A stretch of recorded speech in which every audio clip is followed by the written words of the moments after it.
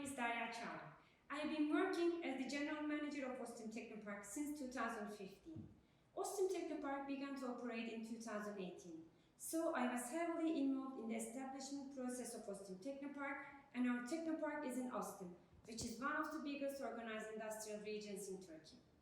An industrial environment is traditionally associated and surrounded with men.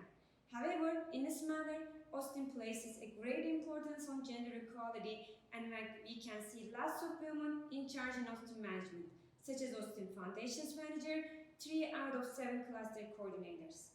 As a woman in the management of a Teknopark, I see technology as an area where women can improve themselves better and integrate more than the traditional industry. There are 84 active technology development zones in Turkey right now, and only 6 of these Teknopark's general managers are women. 6 out of 84, which is only 7%. On the other hand, around 50% of management company employees are women.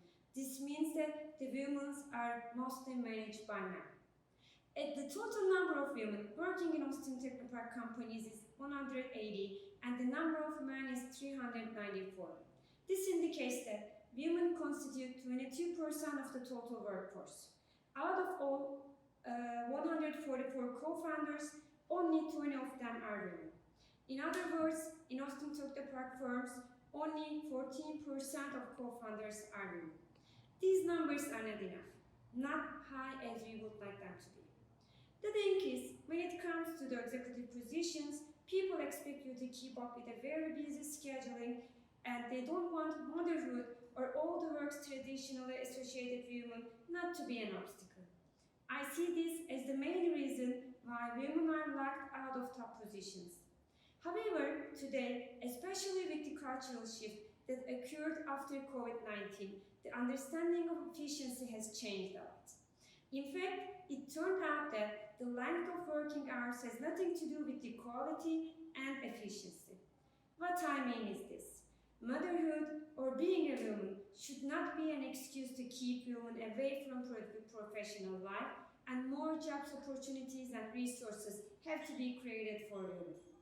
According to research that was published by Boston Consulting Group last year, if women had equal opportunities to be entrepreneurs, global GDP could rise by $50 trillion. So the benefits of closing the gender gap in entrepreneurship could not only do good to entrepreneur women, but also to the whole world economy.